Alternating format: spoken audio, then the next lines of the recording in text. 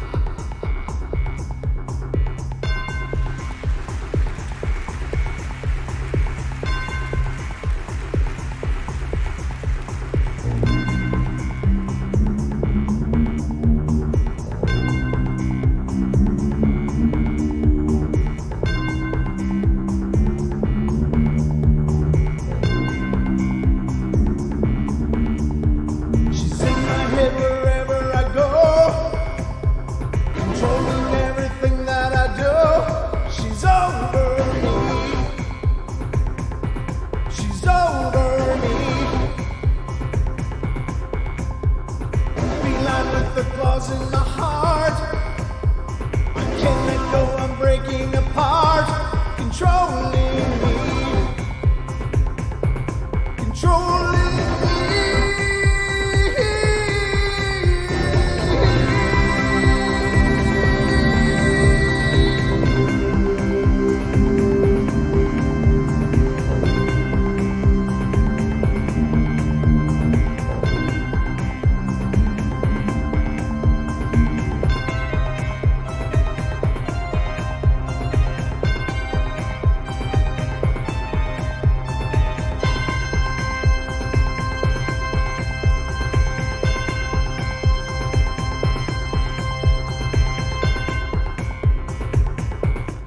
Ladies and gentlemen, boys and girls of all ages, I hope you all are hearing me okay. We've had another bundle of fun here on the Paranormal Portal.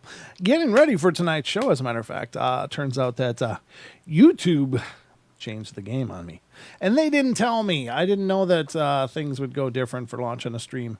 At least mine was tonight. I don't know why. I don't know what's up with that. But anyway. We are, I hope, live. Looks like everything's working well. It's Don's fault. Well, that might as well bring me to my introduction. I'm not alone here. I got my good friend and co-host and personal gremlin, Mr. Don Longbeard. Welcome to the show, brother. Apparently it's all my fault. I don't drive the bus. I just sit, scream, and cry on my way to my death. That's all right. As you plummet to your doom, that's all right. Well, let's hope the portal's not plummeting, but or deathing. Yeah, we're not deathing as far as I know. I think we're still emerging as it works out. But yeah, it's never a dull moment. Just when I think I know what the hell I'm doing, leave it to some software fun to just mix it up. God willing, God forbid I should actually have a clue for more than 5 minutes around here. But welcome to the show, everybody. Thank you so much for being here. It's our Wednesday, 2 hours of love and fun and paranormal goodness in every bite. We've been working our tails off. I've been working my tails off the last couple days. Got things working and nothing to do with the show, unfortunately. It was all to do with my car. I've had car troubles for a long time. I finally got it working, and I went for a drive today, and it worked good. Special thanks to my friend James for helping me out. Made it all possible. That was wonderful, because the one thing I'm not is a mechanically inclined person. But there you go. My car's working. I'm feeling good about it. It's like turning 16 all over again, Don. Oh, wow. I'd almost want to do that just like for one day. It was terrible. It's like, hey, can you come pick me up? No, I lost a fuel pump in my car, and it's a real pain in the tail the way it's designed. Yep. It's either you have to, not that any of you really care, but I'm going to tell you anyway, because it's a personal achievement of mine, and I'm feeling really good about it. And well, you should. But the way it's set up is the fuel pump brings gas from the engine, or from the tank to the engine. And on my car, the fuel pump is mounted in the gas tank. which is a pain in any situation. But the way it's mounted is it's on top of the gas tank, which is, of course, underneath the car, which is, of course, above the drivetrain and the axles and everything else. So, in other words, what you'd have to do is like totally drop out the back end of the car in order to pull the tank, in order to change a fuel pump. But I did find online the workarounds that a lot of people that own the same car as I do have done. And what they do is they take out the back seat and they cut through the metal underneath the back seat and get to it. So guess what I did? Yes, I did it, but I did it well. I have to admit, I did it well. I measured the hell out of it like 50 times, and then I got out my my tool and I gingerly cut because there's fuel. You got lines out your under what? My tools. Oh, tools.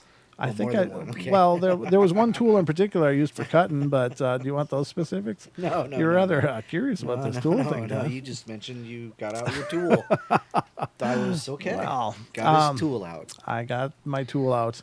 It's like a reciprocating little vibrational I bet saw. it reciprocates. It does. Holy God, dude.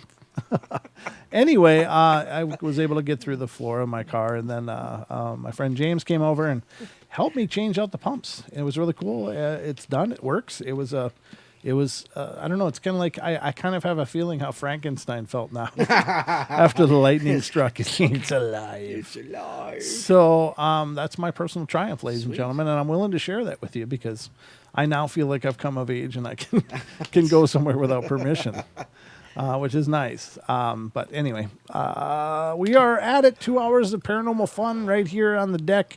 We're going to get into a lot of things tonight, but one of the things we are going to cover is some of the footage from our Coloma investigation. And ladies and gentlemen, it might be some of the parts, we weren't wearing mics, lapel mics and stuff. So some of the parts, you just as a little forewarning, you might want to turn up the volume or put on headphones. Turn it up. But you're going to hear the recordings that of us trying to communicate with the spirits in the hunting cabin, the abandoned hunting cabin in Coloma, which is just outside of Missoula, Montana, on the top of a mountain. And it was an incredible journey. We had a lot of fun, met some wonderful, amazing people, and some new lifelong friends, as it were. But we're going to get into the footage from that tonight. It's going to be a segment of the show. It's not the whole show, but it's going to be a segment of the show that we cover tonight. So we got a lot to get into, but Don, are you all ready? Yeah. Because we're going in.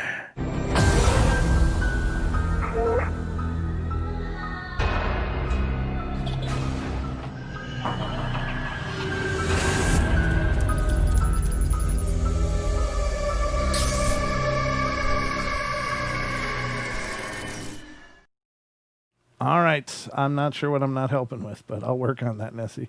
I don't know what you're talking about. I don't know what's going on here. There's something that happens in the chat. Yeah, it's a life of its own. Yeah, it's a life of its own. I'm not sure what's going on there. It's probably better I don't know. I think she's actually talking to me.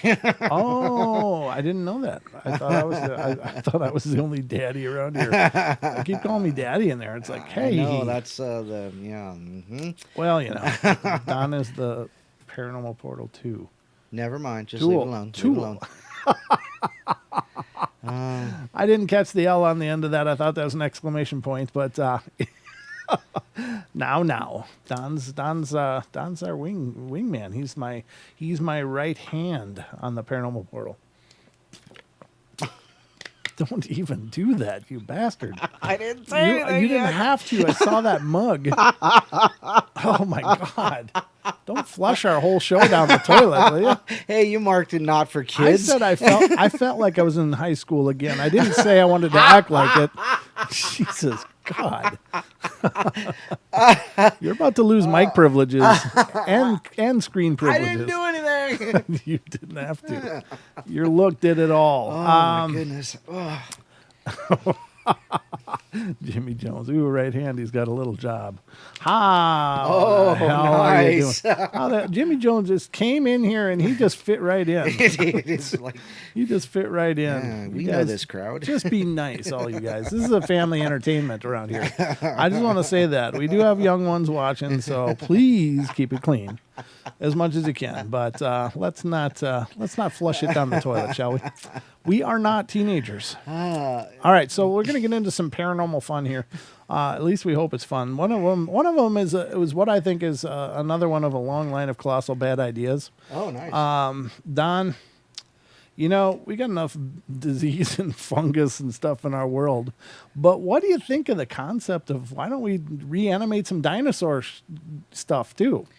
What about bringing some dinosaur microbes back to life, Don? Doesn't that sound like a fantastic idea? Well, but the question is like dinosaur microbes. That doesn't really say anything to me. Are they like microbes from the dinosaur era? Yeah, or are they going to do like the usually Jurassic Park kind of thing? No, usually dinosaur era microbes means dinosaur era. Well, but I mean like never mind. Gosh, some days it's just like I know, but you know, you got to love the fun. Just think of all the times you miss being here, and now you get to be here and take them right on the chin. So, here's the first one. Oh, don't you even, God. didn't do anything. You don't have to. I can feel you. I can feel your debauchery from over here. I didn't do anything. Twisted soul. All right, so this is actually true, apparently, ladies and gentlemen, that dinosaurs, not dinosaurs, but scientists have successfully revived microbes found in sediment samples that are over 100 million years old. Why? What the hell are you guys doing? The samples, which date back to the time before even Tyrannosaurus rex roamed the earth, were retrieved from the bottom of the Pacific 10 years ago by the drill ship. It's a drill ship, Joides Resolution, Joides Resolution. The region in question, which is known as the South Pacific Gyre, Gyre, descends up to a depth of over 20,000 feet, and the microbes were found around 328 feet beneath the sediment. Our main question was whether life could exist in such a nutrient-limited environment, or if this was a lifeless zone, said study lead author Yuki Morono. And we wanted to know how long the microbes could sustain their life in near absence of food. Incredibly, when the researchers provided dormant microbes with nutrients, they came back to life, despite the extreme age. Wow! To ensure that they were not being contaminated by modern microbes, the team placed the samples in a sterile environment and used a special tube to supply the nutrients. Within 68 days, there were 4 times as many microbes as there had been at the start. At first, I was skeptical, but we found that up to 99.1% of the microbes in sediment deposited 101.5 million years ago were still alive and were still ready to eat, said Morono. Oh, my God. That's how that movie starts, Don. Yep. That's how it starts. I think I've seen that one. Wasn't it The Thing or whatever, where they're up in Antarctica and they found some weird sample and it ends up becoming this horrible alien, I don't know, virus, horrible thing? Yeah, there was also an X-Files about that. Yeah, it's like, why? You know, we got the movies, we got the books that say how this works, and then let's do it for real. Now, if you want to reanimate dinosaurs, good deal. I'm all for it. I want to drive a bus through Jurassic Park. I'd be okay with that, but not the microbes. Don't do that. Duke says, we need a new disease. Release the dinosaur microbes. Yeah, let's farm it up and see what happens. Oh my God, it'd be like some colossal flesh-eating bacteria or something that's used to like gnawing on dinosaur hides. Super MRSA. Yeah, exactly. You dissolve into a puddle of black ooze as it touches you. I don't know. This is just a bad idea. Again, it's that whole, when Billy Ray was on, we were talking about stuff like this, and it's the whole idea is like, can ya is one question, but the other one is, should ya? And I just don't think that it's necessary. You know, it's like, okay, you brought it to life. Now kill it with fire, quick. And don't do it again. Yeah, you've seen that it can be done. Now kill it with fire, quick. It's dead. It's buried for a reason. We don't need it anymore, obviously. and introducing it Right. is just going to be some. They'll be just like, oh, you got the Brachiosaurus flu going around now or something. It's like, what the hell? It's projectile vomiting and stuff. It's I don't know. Did they say which scientist? Was it like, Swedish, German, I don't Chinese, know. Well, the Wuhan? Yuki Moreno. So that sounds like a couple of nationalities that work Yuki there. Moreno? Yeah, that was. Okay. I so sounds like we've got some Asian slash I don't know Latin deal going on there. So I don't know, but I just all I can say, ladies and gentlemen, is it's that kind of stuff is to me it's very concerning.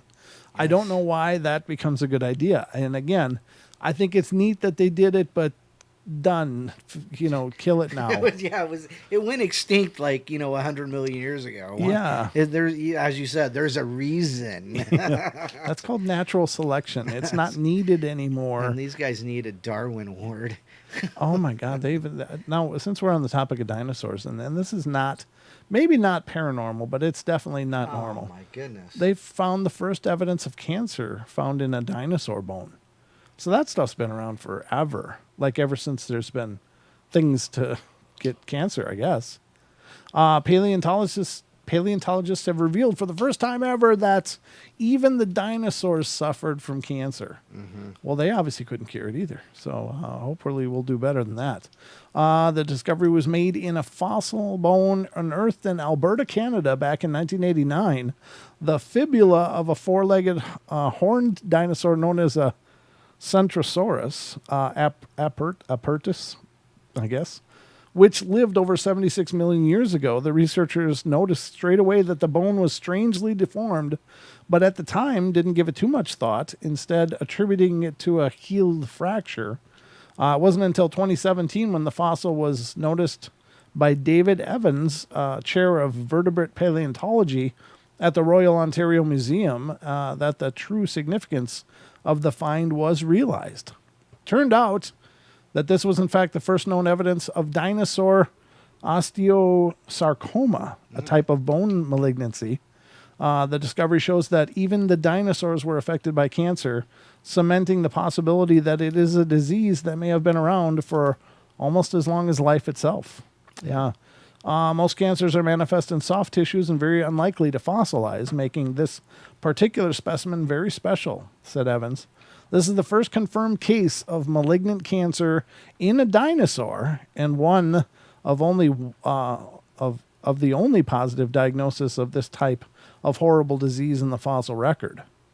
This remarkable and very rare find shows that no matter how big or powerful some dinosaurs may have been, they were affected by many of the same diseases that we see in humans and other animals today, including cancer. That's terrible. That's kind of disheartening. Yes. Huh. It is.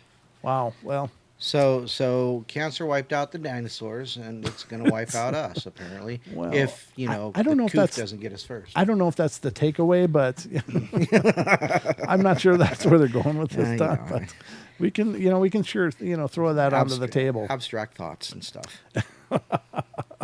From an abstract mind. Let's see. Oh my God. Hey. Oh boy. Another bad idea? This one sounds kind of troubling to me. And I'm just going to read it. There's no real setting this up. Oh, no. But can you imagine if this crashed? What the hell are they dealing with then? Revealed the CIA's nuclear-powered bird drone. Oh, nuclear-powered, ladies and gentlemen. That means they can just put it up there and leave it. And wait until it melts down or whatever. Newly declassified CIA documents have revealed details of a secretive Cold War spy drone that looked like a bird. It is known as Project Aqualine. The unusual device served as a precursor to today's unmanned aerial vehicles and was first conceived in the 1960s at a time when the United States was eager to find effective new ways to spy on the activities of the Soviet Union without risking its pilots. The bird-like propeller-driven drone was designed to look like a soaring bird from a distance, which would have helped it to evade detection while flying reconnaissance over the USSR. as many as 5 prototypes were constructed, and the drone could be equipped with everything from infrared cameras to radio receivers and eavesdropping devices, according to declassified CIA files. It also was capable of dropping equipment at predetermined locations that could later be picked up by U.S. agents operating in the field, James Bond style. How big is this drone? I don't know. That's curious, isn't it? Like what? Like like a secreted Walther PPK? I don't know how big the equipment they're talking about. Is it like a Tank? a pillow or a sleeping bag, or what are they dropping out there? It's a Hunger Games style. Here's your bow. Good luck. Let's see. Perhaps the most intriguing aspect of the project is the fact that there were even plans to equip the drone with a nuclear power supply, despite the obvious safety concerns. Despite the obvious safety concerns. Let's throw some nukes in there. Yeah, that wouldn't start a war or nothing. If your drone crashes over Russia, it's like, yeah, that might have green-lighted a whole lot of problems for everybody. Yeah. It says it will have vast utility over water applications.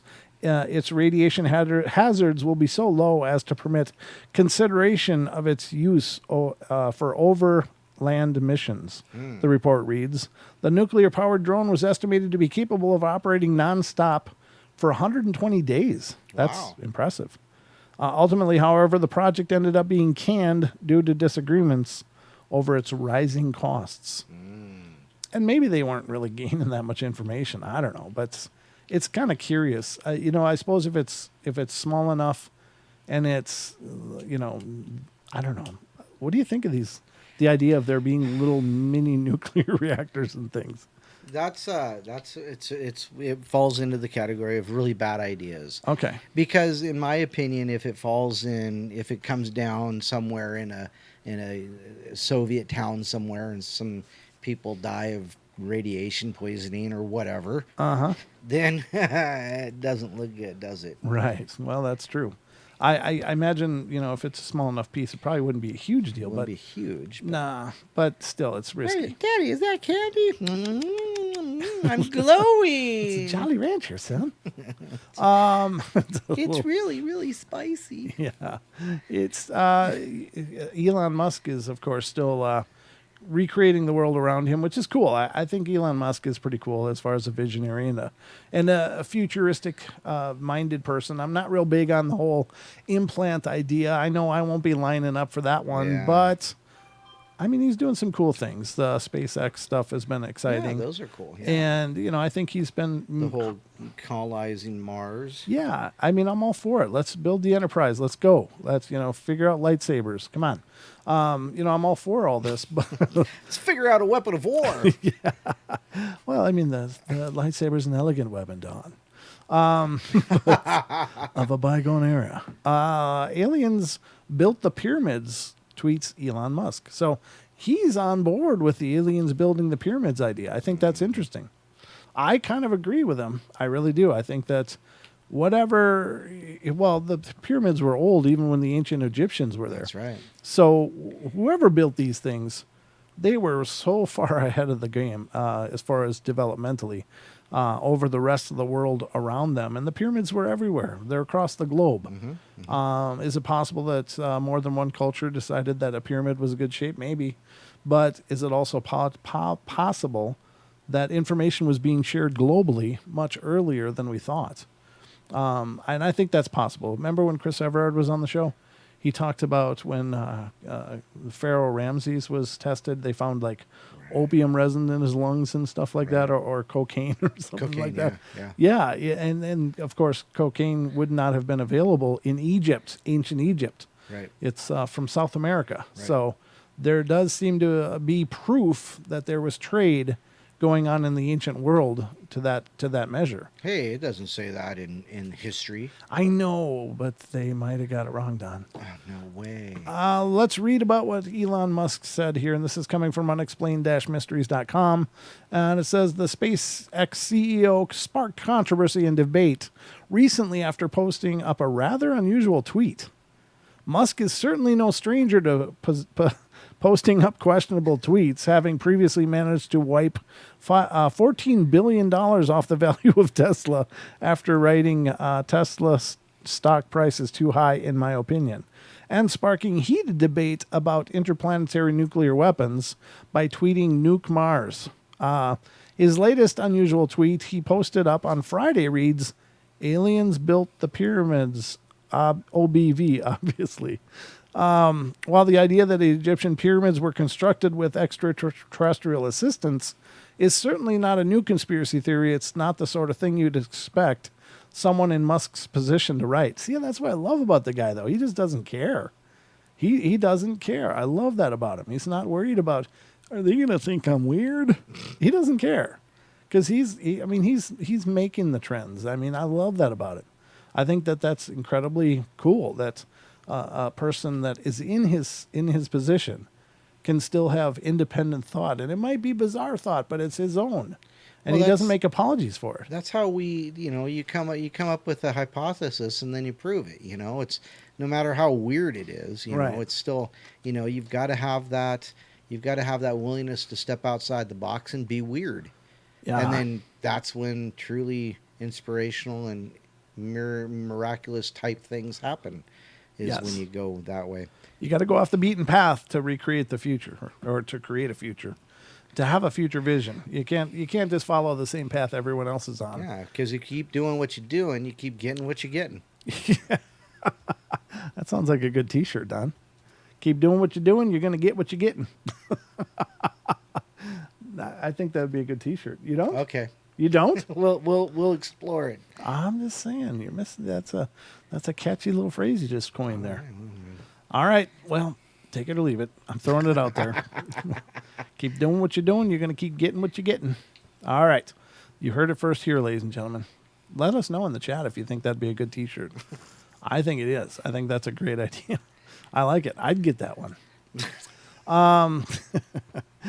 His tweets immediately generated a slew of replies on social media. No way. With some users criticizing his remark and others wondering if he knows something the rest of us don't. It's possible he does, though.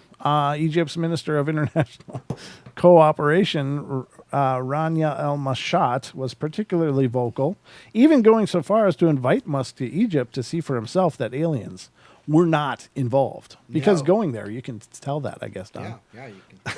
You can see the tool marks and everything. I follow your work with a lot of admiration, she wrote. I invite you and SpaceX to explore the writings about how the pyramids were built, and also check out the tombs of the pyramid builders.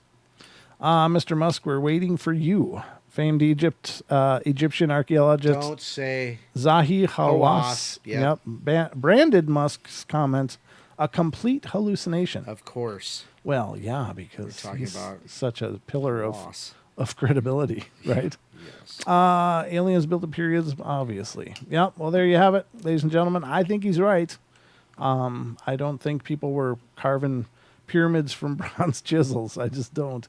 Maybe they were. Maybe it's possible, but I don't know how they managed it. It's a mystery to me and will remain so. But I think that that's interesting. I still love the fact that he went out there and just did it. He just did it. He didn't care at all. He's just like, this is what I'm going to say. So, I don't want to read that one. Oh. Do you want to read it now? No. I saw this one. There's another one that's coming up about NDEs that I want to cover too. But ancient figurine looks like Angry Bird's pig, ladies and gentlemen, and it does. It's not just suggestive writing here. It really does look like an Angry Bird's pig, and I'm going to put it on screen, and you guys can be the judge. Again, from unexplained-mysteries.com, here it is. That does look like an Angry Bird's pig. Yep. I don't care who you are. That looked like a pig to me. 3,000-year-old clay figurine found in China bears more than a passing resemblance to the pigs from Angry Birds. With its round body and distinct cartoonish look, this fist-sized figurine could easily be mistaken for a piece of merchandise linked to Rovio Entertainment's wildly successful Angry Birds franchise. As it turns out, however, the figurine is in fact 3,000 years old and was recently unearthed by archaeologists in China's China at ancient ruins in Gunghan, Sichuan province. The dig was carried out by Sichuan Provincial Institute of Cultural Relics and Archaeology of the site of a village situated near the Bronze Age kingdom of Sangzidui. I don't know. Sangzindui? I don't know.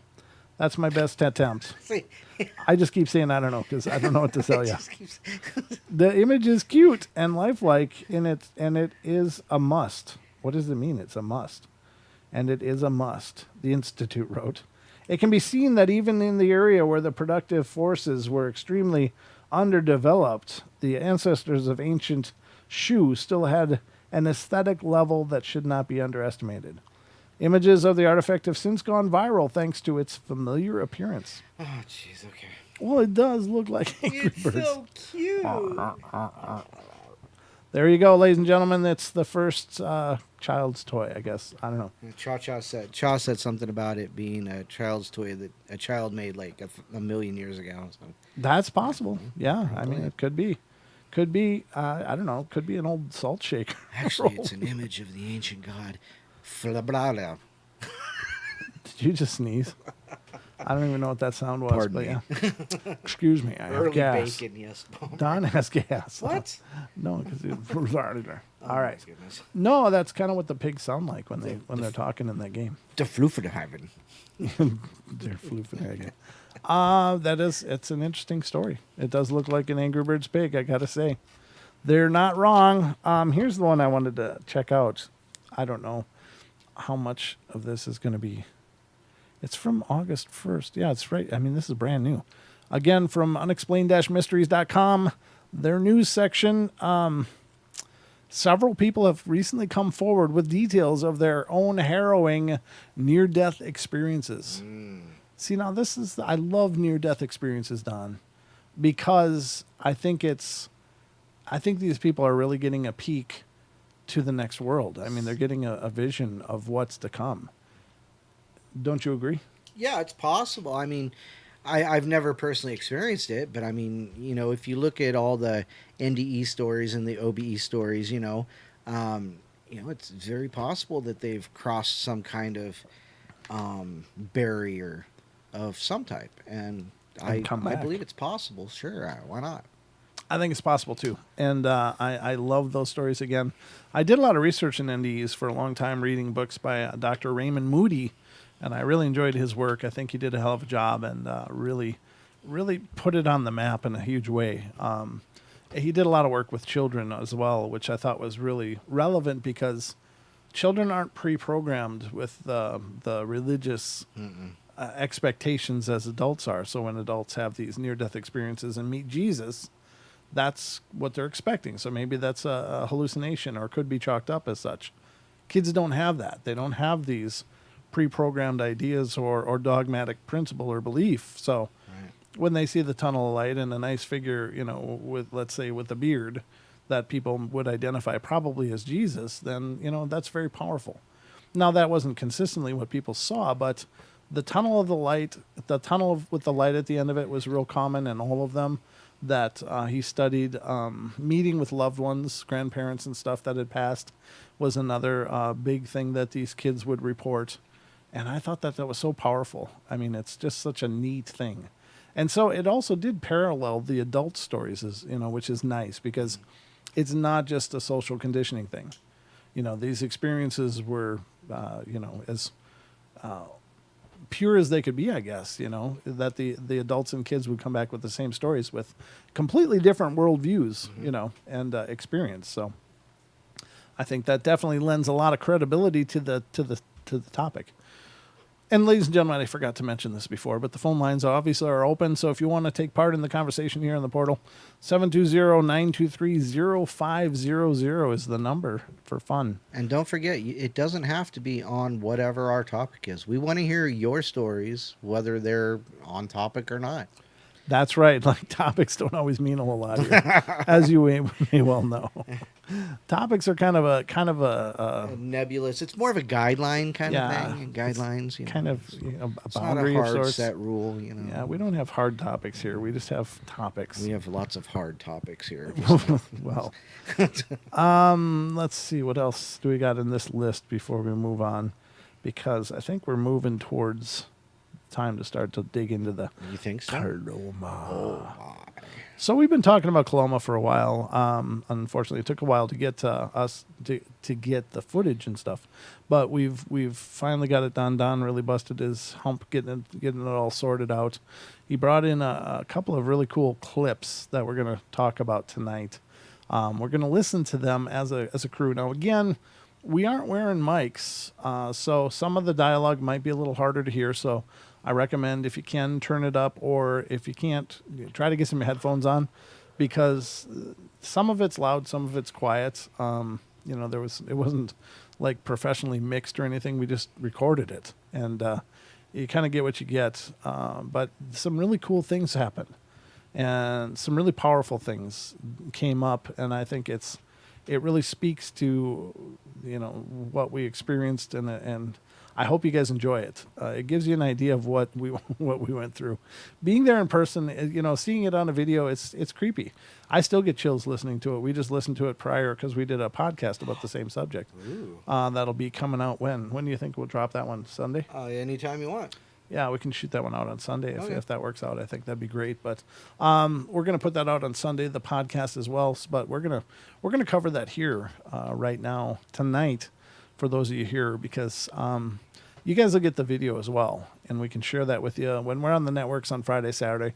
We can't give the video feed obviously because it's audio only, but audio-wise, it's still very powerful what's going on, and in fact, that's most of what you're going to experience is audio. But some very cool things were going on. So if you guys are ready, we're going to get into this. Now, again, we were in Coloma on July 10th, 11th, and 12th. Don and myself drove over there at the invitation of our good buddy Duke Sullivan of World Bigfoot Radio, who is also our esteemed moderator in our chat.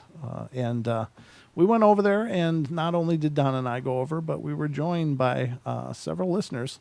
Cha-Cha. We were joined by Titan, and we were joined by Justin Goodearth, and we were joined by MCAT. Mr. MCAT. All of which were fantastic people. We had a wonderful time. It was great to get together and hang out. And Duke, of course, had his team up there, which is Michael Matt was there, and Hawk. I can't remember Hawk's last name. But really nice guys, wonderful guys, and we all just gelled and got along famously. It was really a neat experience, just a whole collection of wonderful people. It kind of felt like going away to summer camp, I never did that as a kid, but I imagine it would feel kind of like what we experienced, going away and hanging out with really cool people and then coming home. Summer camp. Did you go? I hated summer camp. Really? Yes. Oh, I thought you'd have dug I'm a it. misanthrope. I'm not sure what that means, but it doesn't sound good. Somebody who doesn't like people. Oh, okay. Well, I think that's one thing, and of course, being forced to go to a camp you didn't want to go to would suck. But Crying and screaming the entire way. oh, nice. Poor I don't Don. want to go. Don't make me go. Well, I hope you didn't feel the way about Coloma. No. I think you wanted to go. Well, I drove. I know, which was nice. Drove as fast as I could too. You did right well. Even though you hate driving those mountain passes, it was still. Oh gosh, yeah. Coming home was really quick though. I just That is, I blinked and we were there. Oh, that was me. Yeah, I slept. Yeah, you think so? I slept the whole way back. It was awesome. But we're going to get into some of this footage now. The footage we're going to watch, a little bit of a setup. This is basically an abandoned hunting cabin that was probably put up sometime in the 70s. I don't know. That's estimated. And was probably used up until the 90s and then just kind of abandoned. The windows are broken out of it. It's in a quite a state of disrepair, or at least it being ignored. But it's this weird place just out in nowhere on top of this mountain. And the vibe up there changes from day to night. It's just two different places. The daytime is just odd, but at night it just gets creepy over there. There's a heaviness to it, is all I can say. And I'm not saying it was evil, but it just felt dark. not in a necessarily malicious way, but there's just a presence to the place. So we came over there, and it was midnight on the night of the 11th. That night, it had just struck midnight by the time we started getting set up and recording. But we had a setup of equipment that was put together by our good friend Dan Pruitt, and it's based on Steve Huff's portal design, and uses a database of phonetic sounds. There's not a complete word in any of the databases. It's just these segments of sound, human voice, but the idea is that it works on at least the theoretic principle of stochastic resonance, which is an idea that spirits can take a waveform of sound and manipulate it into words. And so when you're listening to the recordings that we're going to share, whenever you hear a word, that in and of itself is an anomaly. Whenever you hear a part of a sentence, that's a bigger anomaly. And when you hear voices on top of each other, that's an incredibly bizarre anomaly. And so all of those things are present in the recordings that we're going to share with you now. But some really incredible stuff happened. Again, we were surrounded by great people. There is some dialogue, some normal discussion going on in the background. So don't let that throw you. There were people outside of the cabin that were having a discussion as well. So you're going to hear some of that bleeding through. But essentially, it was myself, Don, MCAT, Titan, and Cha-Cha were in the cabin. And Michael Matt was in there too, wasn't he? Yeah, briefly he was. Yeah, he was in there and then out there. And Duke was outside. But we were doing this session of asking questions, trying to get intelligent responses. Now, we actually did share an EVP that was captured by MCAT. And the cool thing is that same EVP is captured by Don's camera. So it was captured on 2 devices then that wasn't heard when we were present there. It didn't come through to our ears, but we'll highlight that and replay MCAT's EVP. But let's get into the first one here. Let me get this kind of queued up if I can. But that's the background and the setup on this so that you see what we're going to get into here. Okay.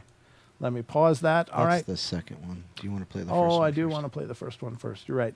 Now, as this video plays, just realize Don separated it up into these segments, and there's little pauses in between. Just be patient. The next segment is coming up. Well, and I did kind of did that in case you wanted to jump in. You had a spot to jump in and make a comment or something. So that's up to you. But no, yeah. That's good. I appreciate that. So we're going to get into this now, ladies and gentlemen. Buckle up. Again, if you got headphones, put them on. Just be mindful of the sound because it might come. Some parts are going to come through loud. Some parts are going to be a little quieter. So just use your best judgment. But anyway, we're going to start it right now.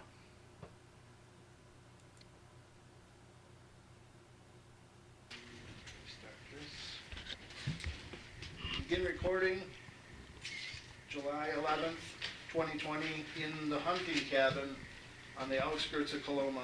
11:59. 11:59 p.m. Mountain time. Flash. Thinking about it. Nope. Yeah.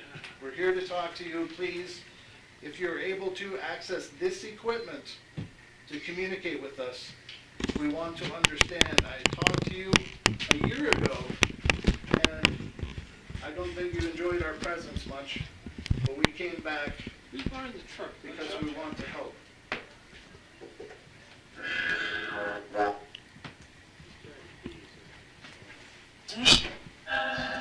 What? Okay, we are going. Yeah, well, there's something. Is that a tree? Can't see it in the IR. He's looking for something about the truck. Still to the left about 11 o'clock. Is there a presence here that would like to communicate with us? No. Between No. the trees and there's something. No, that was instant no. Yeah. Please, Why? we want to hear your story. I got chills already. Just so quick, those response. Who's with us tonight here? Wes? Us. Us? Wes or us? Either one. Or was it Russ? Yeah. That's the hard part. How many spirits are here with us?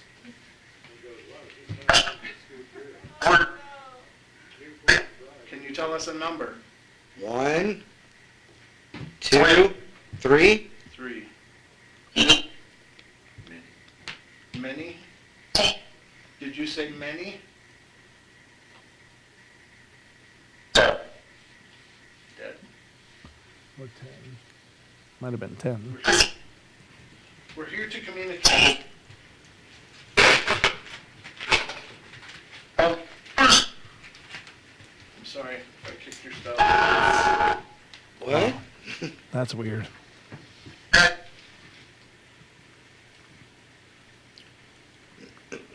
There's many.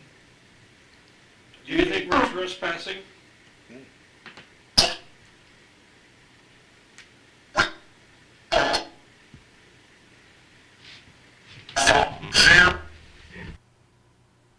That's so wild. Hello? Hello. Hi. Right there it said hi. Yeah, it did. Wow. Hi. Okay. Cheers. Cheers, mate. Why are you here? That was so quick. It said hi. Boom. Let me see. What was that? That's weird. We've got 2 bars. What was that? That's the kind of stuff we were hearing last time. Hang on. Let me see if I can Wi-Fi. If you can link to my Wi-Fi. Oh, I'm not going to try to stream now, because but I was just curious.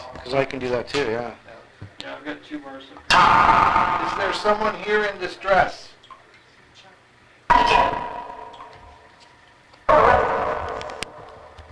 What is that dripping noise? Oh, is it his No, it's camera? coming from over here. Oh,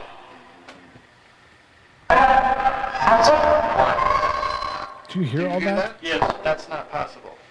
What you just heard should not be possible. Yeah, that shouldn't even have happened. That's several levels of sound coming through there and layers. That's not how that works. It's not supposed to work that way.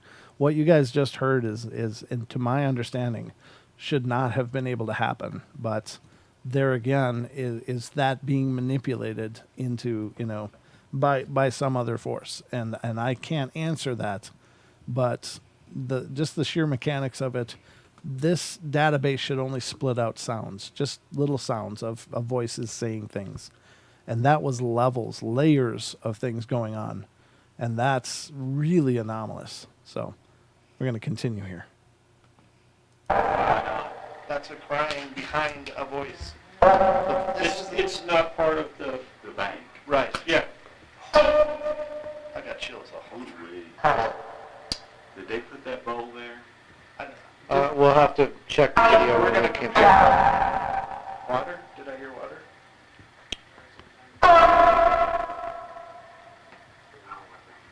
Right there.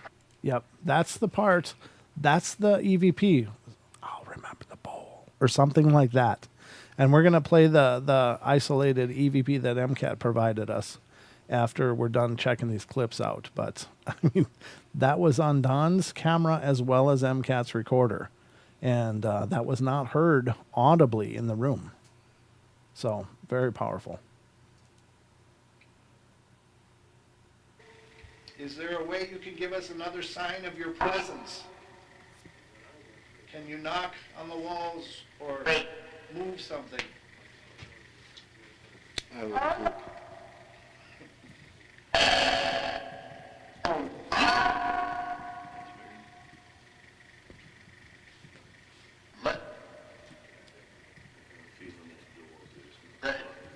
felt that too. I don't know if it's just me being freaky or if it's really intuition. Did you hear that? That was incredible. That was a whole part of a sentence, or maybe a full sentence, that came through there. That is so cool. Wow. And continuing on.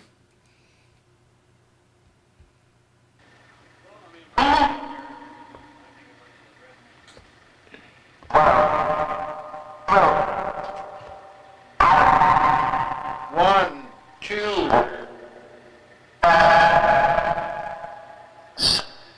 Can you help me count? 1, 2.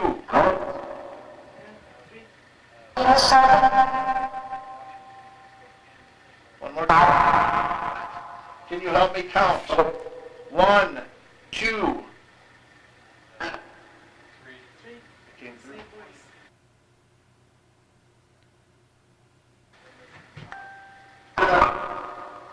We want to help you if you need help. You were walking? That was almost 3 minutes. And yet I was what?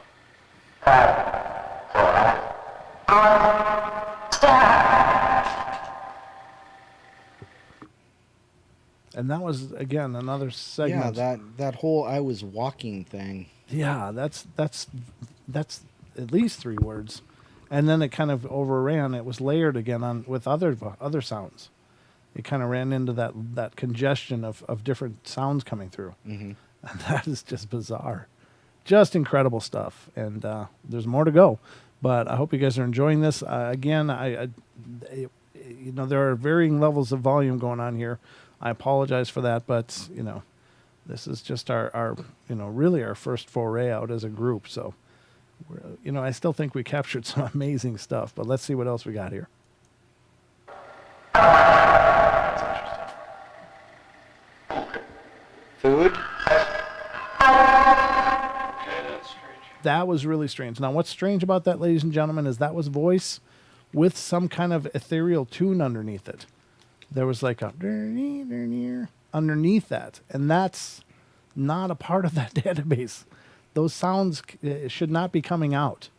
And so I just want to keep stressing that, because that is the potential, value of these captures, is that we shouldn't be hearing sounds like this unless it is truly potentially being interacted with. Manipulated. Yeah, being manipulated. Yeah. Let me back that up and play that part again. I'm going to try here. MCAT, did you hear the part where it was talking about the bowl? We just passed it just a second ago. I did catch it on my camera as well. So Yeah. All right. So here's that segment again. Listen to that weird music that's underneath the voices, and it's almost not even audible, but it's recognizable. Check it out. That's interesting. Food? That is wild. That's the noise. Yeah, that happened last night. Day and night, music would come through. Is this a portal? Is there a spiritual portal here? Wow. That part just blows me away. Are you happy we are here?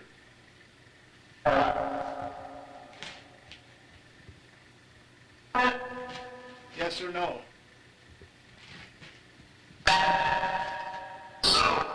Touch me?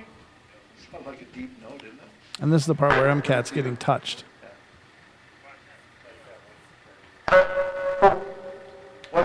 What do you want us to I know do? what you want to ask.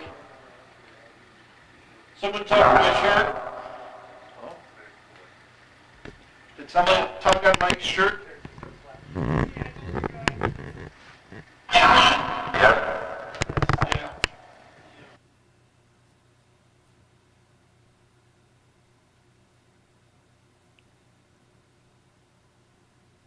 Is that the end of Oh, I it? think, yeah, that's the end of that. Okay. That one. So, Gotcha. yeah. Very So, wild. D asked how touching. Well, MCAT was experiencing a tug on his shirt, and I believe a touch on his arm. I think there was also. And when I panned up to MCAT, I actually I cut it off right there, but I actually kind of Titan was standing just behind MCAT, and I actually filmed it, and MCAT started talking about this other thing that'll happen in In the a next later one. piece. Yeah, but so yeah. Very cool. I hope you guys are enjoying this. I mean, I think this stuff is incredible. Oh, thank you, Kristen. Kirsten Lee. Yep. Thank you, Kirsten. It just screamed by. So, love the show. It's not much, but I'm happy to be We a supporter. appreciate it. Aw. It does not matter how much Keep it up is. the great content. P.S. Love the intro song. Thank you, Kirsten. That's a song I wrote. It's available it's just online. a little song I wrote. Not that one, Don. I didn't write that one. Oh, sorry. But if you like the song, check out the show description if you want a copy of it. It's out there, and hopefully it's affordable. Let's go to part 2 then, ladies and gentlemen. We're going to get into part 2 here. So let's see. Get this queued up, and let me pause it. All right. So as you could hear in the first part, there's many anomalies going on there. The layers of sound, the music that came through, that really creepy, I don't know, that's almost like horror movie kind of music. No doubt. That squeaky kind of sound, and it's just awesome. It just is awesome. I'm listening to this now, and I'm still experiencing the same chills that I was getting there. Oh, I mean, just wait. There's another one coming up. there's the scream is coming up, ladies and gentlemen, and it's really bizarre. And Cha-Cha says she wishes she was back there again. really, Yeah, she says. Wow. That's what she said. Next year, yeah, we'll do it again. Yeah, I wish the same thing. Believe me, that was a magical experience for sure. But let's get to the second video here, and here we go, ladies and gentlemen. This is part 2 of the footage from the hunting cabin in Coloma.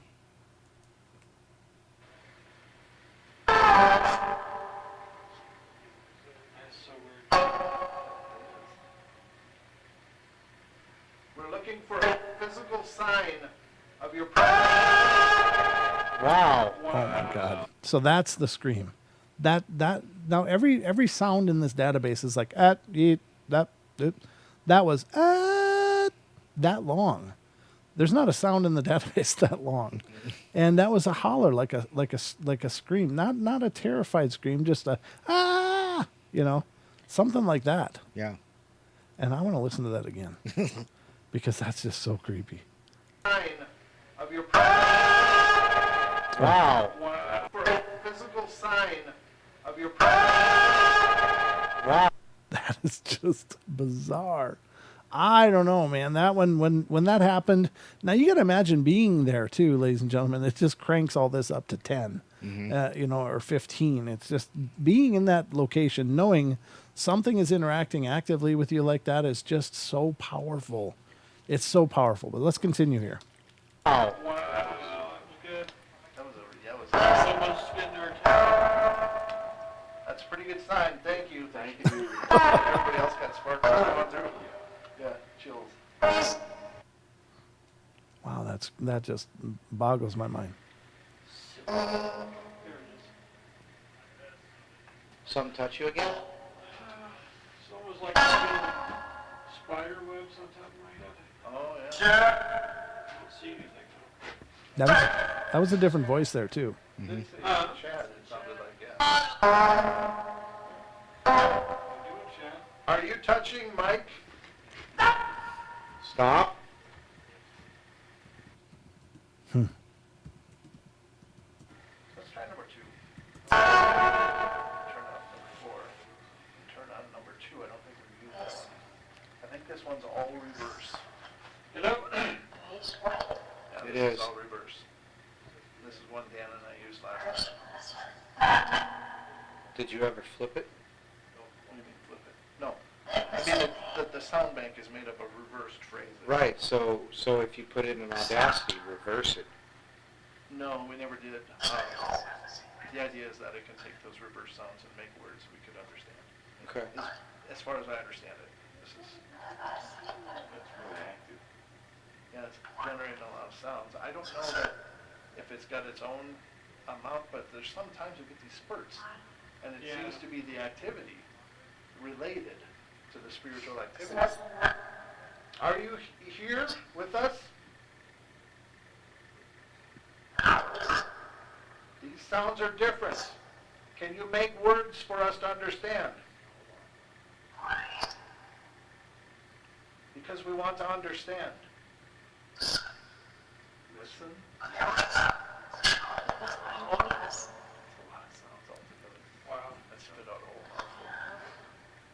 And ladies and gentlemen, that's segment right there. It's, if you hear it, think about it. It's set to spit out a sound every once in a while, but it's almost like a whole spurt was triggered there. It's like this overlapping. Yeah, and it it kind of comes across like that, like Harry Potter parcel tongue, which is already creepy. But you know, when you think about that, that burst is very strange in and of itself, of so many sounds at one time or very much in sequence. And then you lived here for a time and you put your heart and soul into this. This took a lot of work to put together. I can understand why you're still here, but you don't need to be if you don't want to.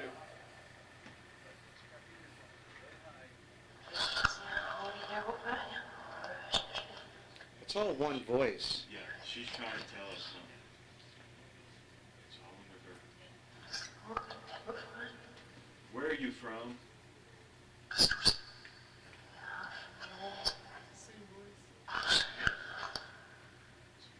There's two talking to each other.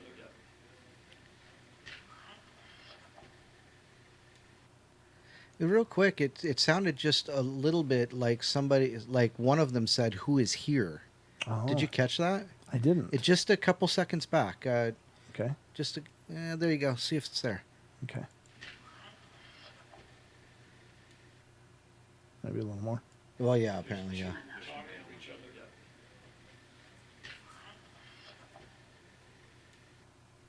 Again? Yeah, a little bit farther. Okay. There's two talking to each other. A little bit more. Yeah, pass that. Where are you from?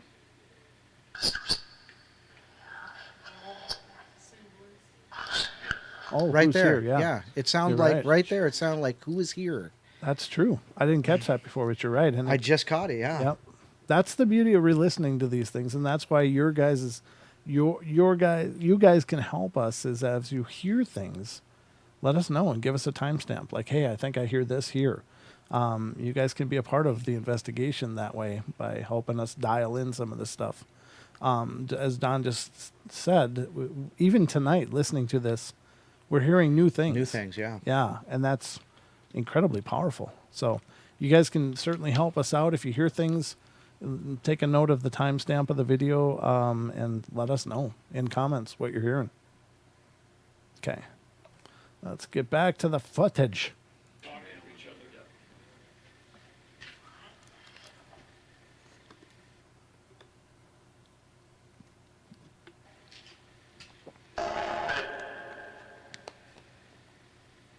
Do you know my name?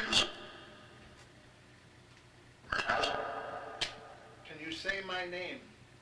Does it sound like a name? Sounds to it. Thank you. Knew my name. I'm kind of popular in Do you like Coloma. that we're here? Oh, did you hear that growl? Yep. Let's go back. Do you like that we're here? It's so weird. Oh, I gotta hear that again. That's like, ooh, that scared me. Let's do it again. Do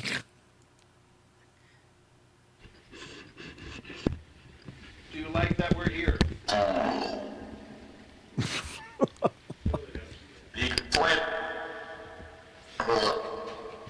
Now, I want to point out that you guys have been listening to this now for many, many minutes, and you get to the point where you recognize the voices that are part of the database, and nothing extraordinarily different in a lot of them. They're just pieces of words. But right there, you heard, this almost a demonic kind of growl thing, and instantly that jumps out as anomalous because it doesn't fit. It doesn't fit with everything else you've been hearing. And that's why I think that those are really incredibly powerful. Is that a direct manipulation of that sound wave to slow it way down and make it diabolical or make it spooky? And it may well be. And that could be stochastic resonance at work. But that sound, that voice, doesn't fit with anything else we've been listening to all this time. And that's why they stick out so much. It's like, where the hell did that voice come from? Because that's not normal. So let's continue here. We want to communicate with you. I'd like to also point out the fine cinematography here so you get a nice view of my crotch. I was wandering. I was looking out the door, and it just moved. I couldn't help it. Couldn't help it. I'm just saying, it's pretty nice.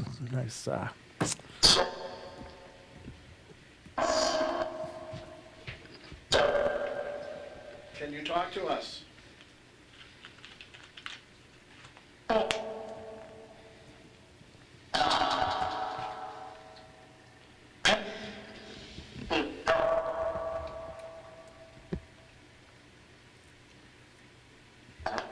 Are you stuck here? Again, that's a weird voice. It doesn't fit. No, it was like you.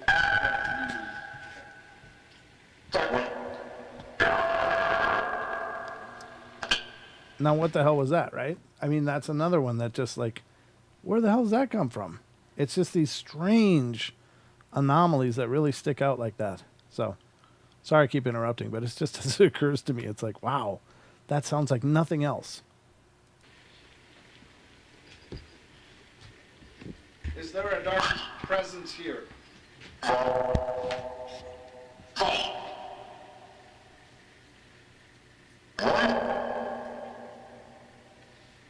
Enough? Did you hear enough?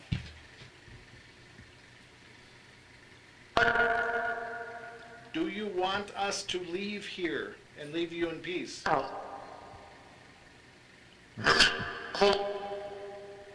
You have to answer clearly.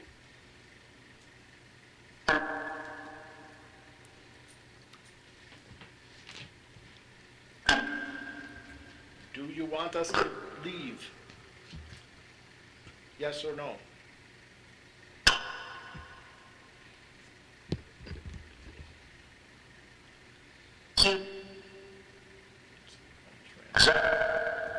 Cute. We heard that all day.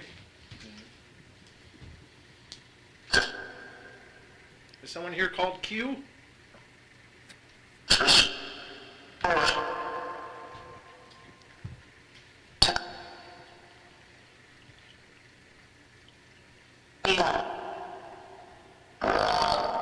Yeah. Yeah. Yeah. That was a moment right there. Yeah, that's one of those that makes you just pucker. It's like, Digger Dog in chat said earlier, he said, I would have heard that and Digger Dog would have been going out the door. So would I normally. yeah, I was rooted in spot. It was like one of those fight or flights. we had Cha-Cha guarding the door to keep Don in there. No, Don, you got to stay there. Cha-Cha was the bouncer. Except bouncing them out, she was bouncing them back in. That's right. No, you're not done. No, you're not. All right. Yeah, that's again another one of those sounds. It just doesn't fit anything else.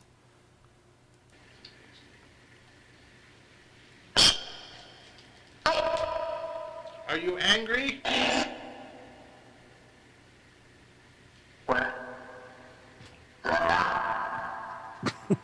Like what? Are you angry? Maybe trying to scare us? Is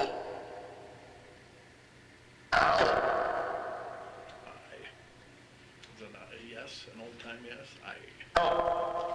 Maybe. I'm not sure. I'm hearing out. Yeah, I heard it now. If you want us to leave, tell us to get out. We will respect your wishes.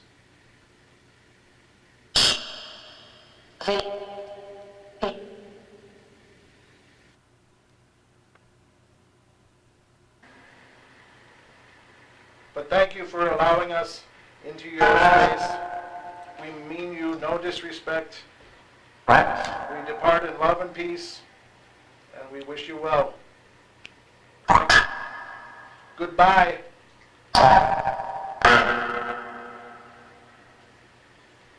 Sunday, July 12th, 12:50 a.m. Mountain Time. Ending recording. So that was it. But and a couple people, I noticed it too. You asked the question, do you want us out or do you want us to leave? Mhm. And one person in the chat said the lady said no, but the male sound said yes. Ah. And then there was another part, and I did notice it as well. One said out, one said go, and the other said out. Oh. And okay. I noticed it I just noticed it again. I just noticed it this time, I should say. Right. So, yeah. Yeah, it's really powerful stuff. You heard Justin heard Brent 4 times. Yeah, it's. I mean, you guys were there. Justin, you were there, and I Justin wasn't there, unfortunately. Oh, that's right. That's right. That party wasn't there Yeah, for. big shout out and a sorry to Mr. Yeah, Justin. big apology, brother. I was so unfortunate, but now you were there with us because that's what we experienced. It was really creepy and weird, but it's just I can't explain.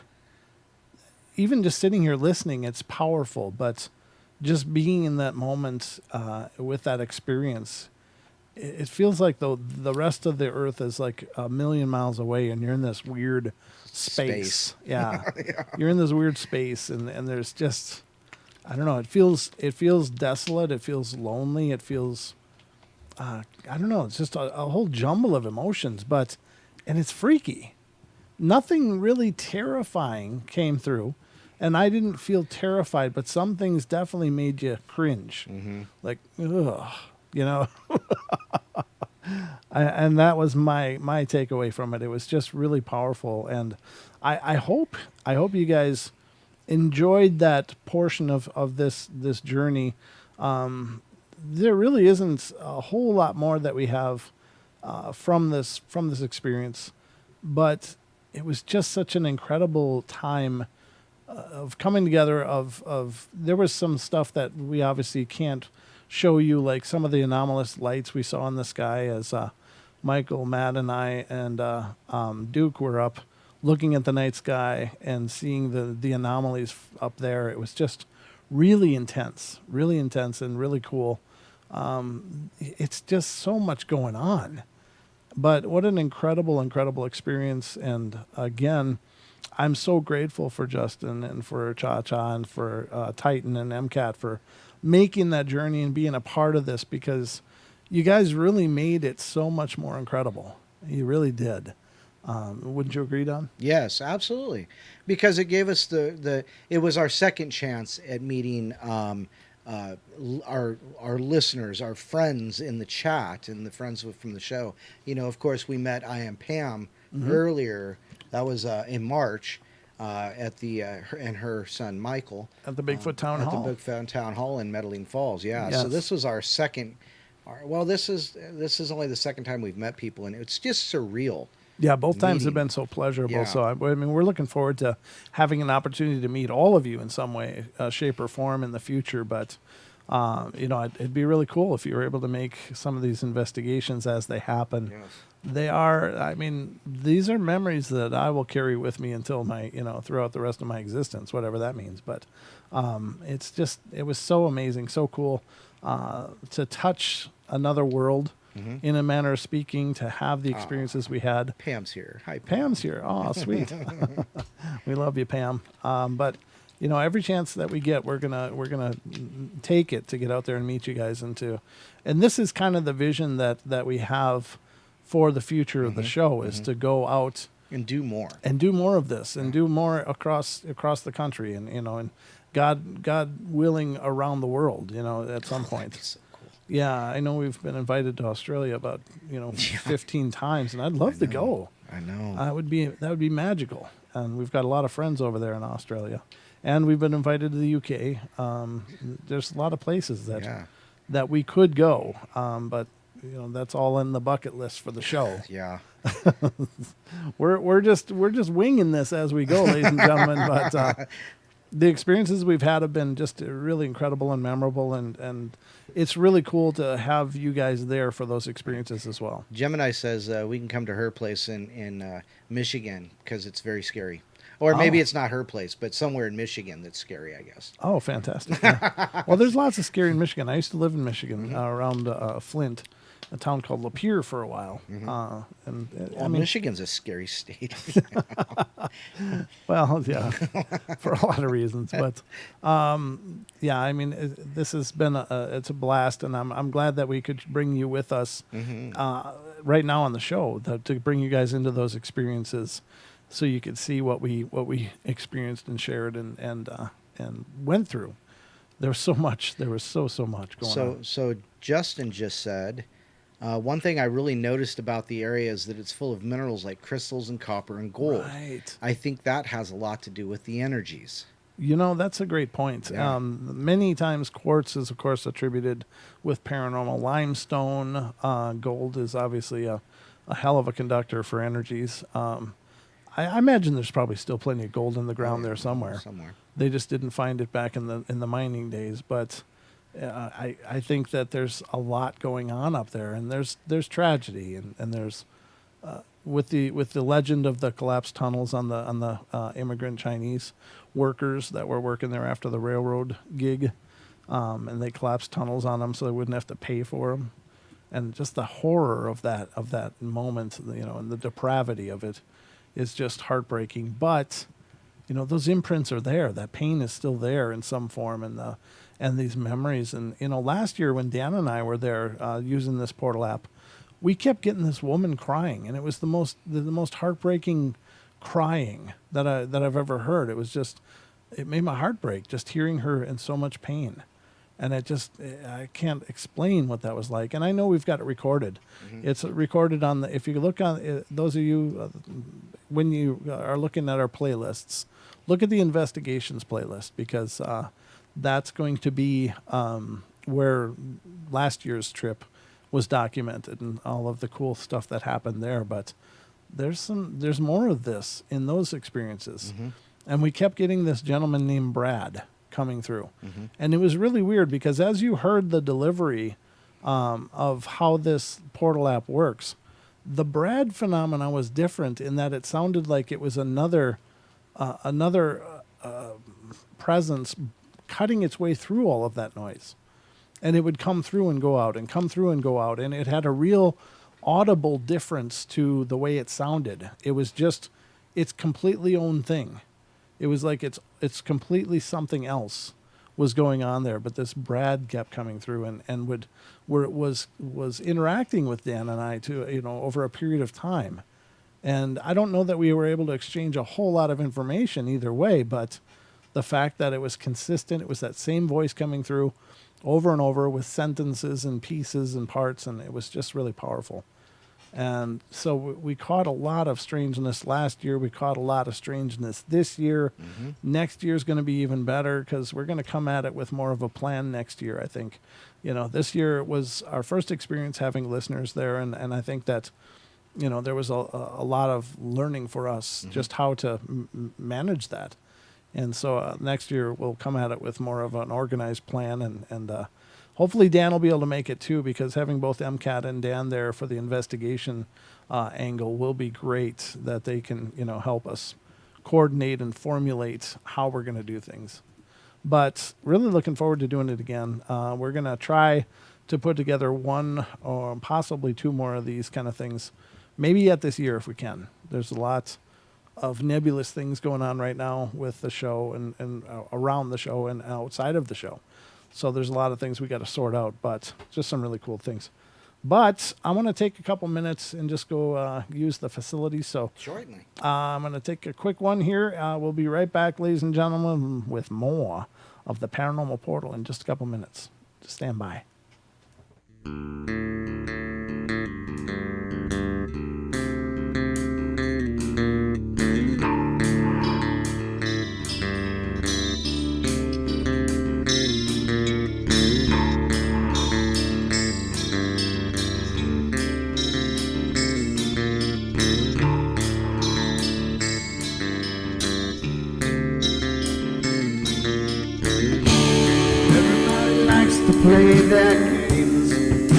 Everybody loves the place their best.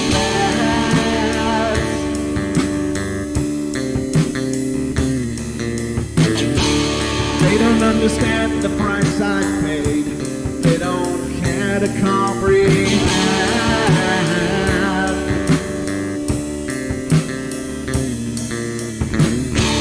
Trace their lines upon my body, dripping scars across my heart.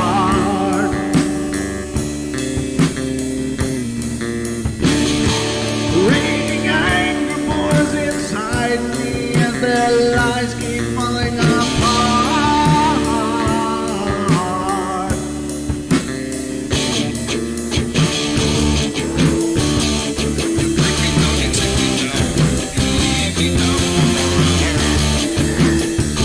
But I'm not broken yet. I'm not broken yet.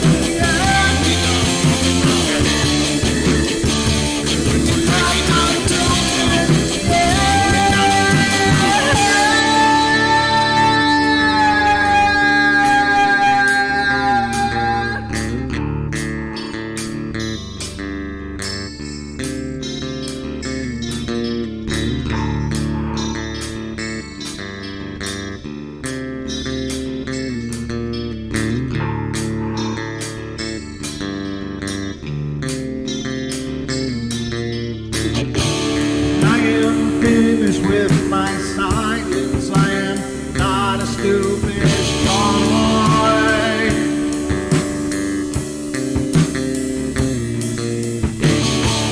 No more breaking me with kindness. Just you dance upon my joy.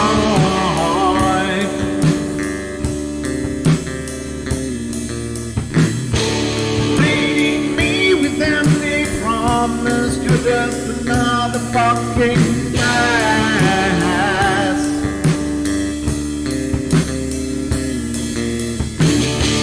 Taking off the slice of my sanity. Just make sure that you're well fed.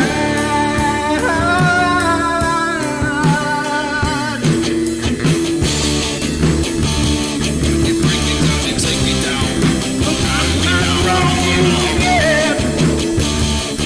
I'm not broken yet. I'm not broken yet. I'm not broken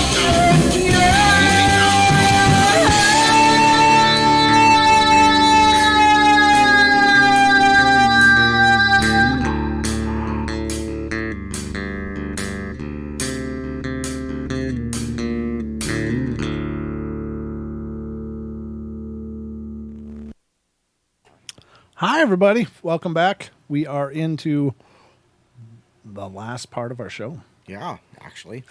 We've made it this far. We hope you've enjoyed the journey so far. And again, if you're just coming in now, you missed a lot of footage from our investigation in Coloma, the ghost town near Missoula, Montana, when we were up there in the beginning of July. Had a great time, and I hope you go back and watch it if you haven't seen it. And if you're new to the show, please make sure to subscribe and like the stream. It certainly helps us out a ton. We want this to continue growing, and the more numbers, the better. Always the better. And, hopefully you're enjoying what you're seeing, too. Hopefully we'll keep you entertained. That's the plan, anyway. Don, are you entertained? I am always entertained. Ha ha, hee hee. You are entertaining as well. Oh, well, that's probably more to the fact. Yeah. Well, I'm just looking for what are we going to do with this last 20 minutes, 25 minutes, 27 minutes. What are you going to do with the last 27 minutes, Don? Breathe. Well, we can do that. We don't need a microphone for that, Don. And I'm sure people don't want to hear us respirating. Hey, watch this. It's better than aspirating. Yeah, generally. Generally it is. Well, that's interesting. What's up? There's an article here, again, from unexplainedmysteries.com. It says, some stars could host 7 habitable planets. Some stars could host up to 7 habitable planets. So there's a lot going on in those Goldilocks zones out there for some of these. How come we only got one? Maybe there is another one, though. Maybe there is. We haven't been able to. Well, you ever heard the legend of the other Earth that's like totally opposite orbit of ours? No. Like on the other side of the sun? Yeah, there's some. I've never heard that. Oh, yeah. I don't know how people come up with such things, and I don't know. Maybe it's built on some ancient premise for all I know. Hell, I don't know. But anyway, there's some stars out there, ladies and gentlemen, that may have 7 habitable, Jesus, habity. That's all, folks. My palate's just tweaking over here. I'll get it right eventually, ladies and gentlemen, but habitable planets. It says other stars may host more than our own solar system's solitary habitable world, a new study suggests. As things stand, the Earth is the only known example of a habitable world in the entire universe. Even the other planets in our solar system, as far as we know, do not or no longer harbor life. This begs the question, do solar systems with more than one habitable world actually exist? Well, as it happens, the answer is very much yes. A relatively nearby planetary system, TRAPPIST-1, for instance, is known to be home of at least 3 habitable worlds, and now scientists believe it is possible for a star to support even more under the right circumstances. By creating a model to simulate planets, I almost said stimulate, simulate planets of different sizes in orbit around a star, a team led by astrobiologist Stephen Kane of UC Riverside was able to calculate that a star like the Sun could potentially support up to 6 habitable worlds, while larger stars could support 7. The researchers also determined that the reason our solar system has one habitable world is because the planet's orbits aren't circular enough and Jupiter is hogging up a lot of the space. It has a big effect on the habitability of our solar system because it's massive and disturbs other orbits, said Kane.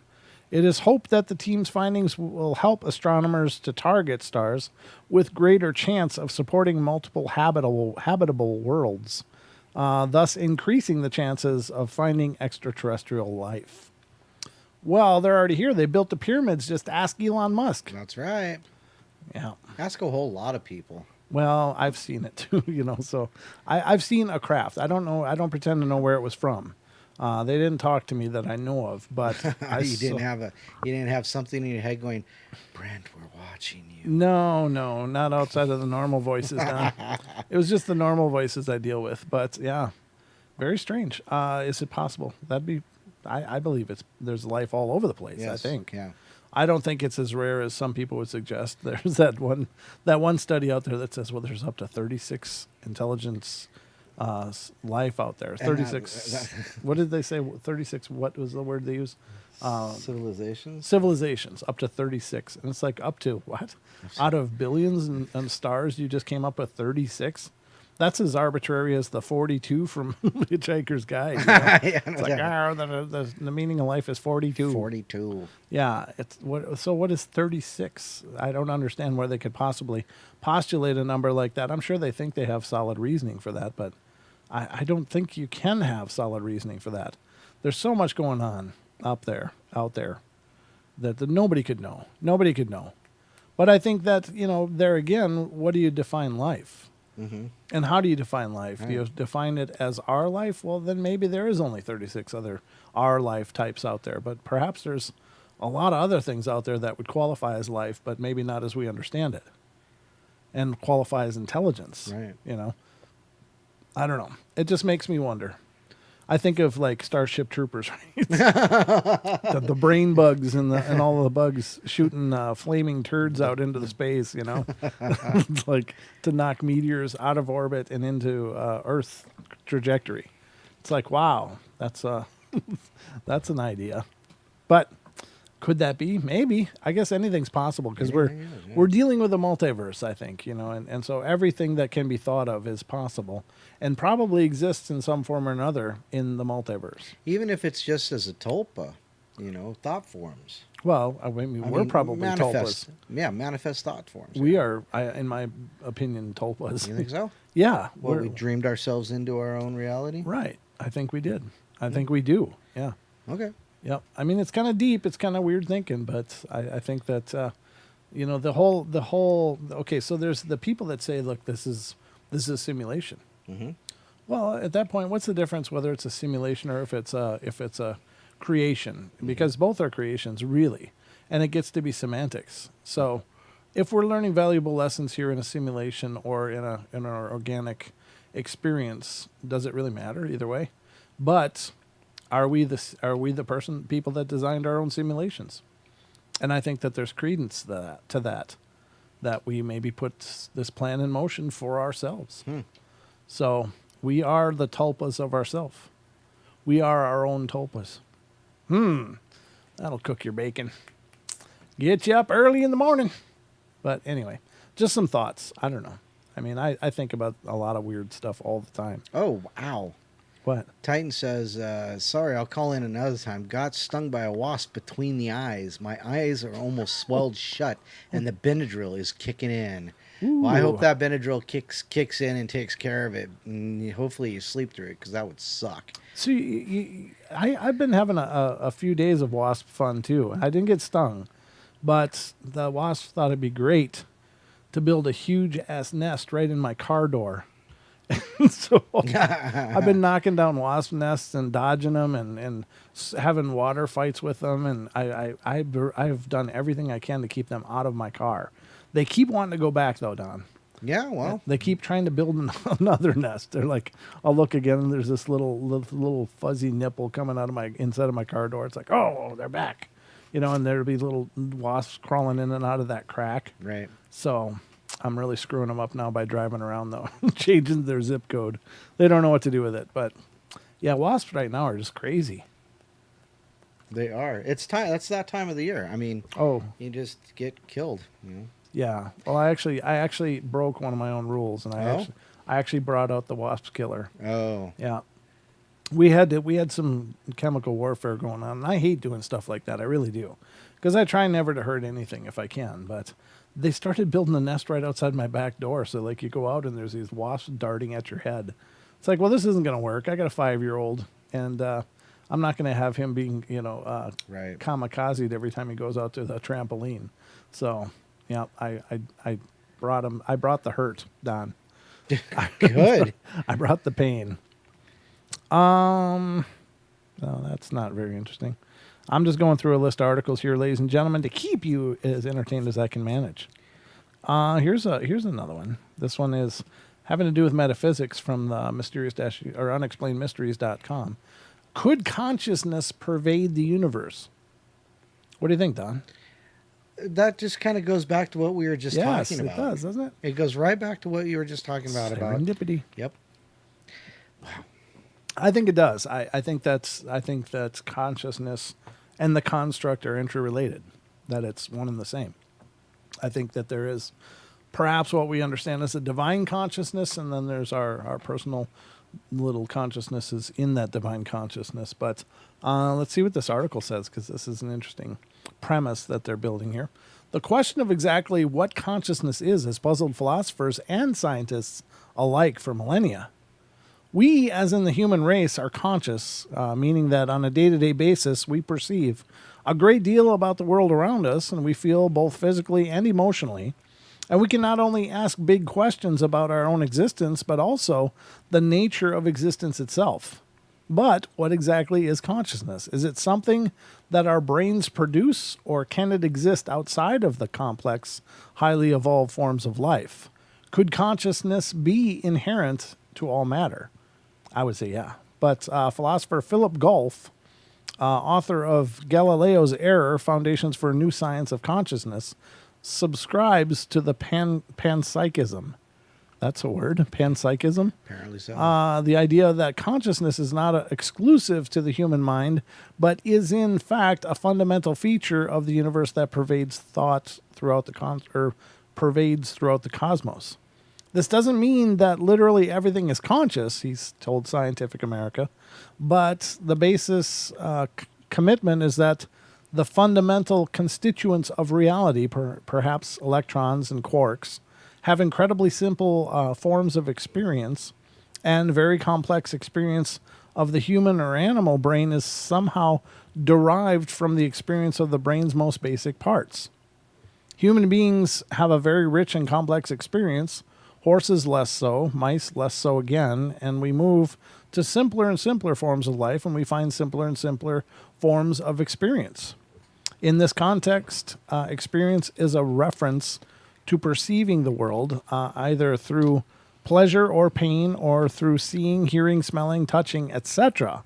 Perhaps at some point the light switches off and consciousness disappears, Golf said, but it's at least coherent to suppose that this continuum of consciousness fading while never quite turning off carries on into inorganic matter with fundamental particles having almost unimaginably simple forms of experience to reflect their incredibly simple nature. I think that's maybe it's I don't agree completely with what he's saying, but I mean, what the hell do I know? I'm just some schmuck with a microphone. But I don't think that it's I think that consciousness isn't lost. Right. I mean, the knowledge of the consciousness isn't lost. Right. Yeah. Well, or the reality of that consciousness isn't lost with the organic, failure. It continues on and becomes part of a bigger consciousness. And I think that's what the everything is the bigger consciousness, like planets, space, stars, rocks, everything is part of this infinite consciousness, but we're having these microcosmic realizations in our consciousness throughout this manifestation. So I don't know. That's my thought. If that makes any kind of sense whatsoever, I don't know. But again, I got the microphone. Oh, you got to be kidding. This guy's still out there? Who? Yuri Geller. Oh, gosh. Yuri Geller claims he swayed the UK election result. Wow. Not only can he stop watches, ladies and gentlemen, he can sway elections. The celebrity spoonbender, that's how it starts out. The celebrity spoonbender maintains that he used his powers to help Boris Johnson win the general election. Yeah, it had nothing to do with general discontent with Theresa May at all. I'm sure it had everything to do with Yuri Geller and his spoons. You freaking idiot. God.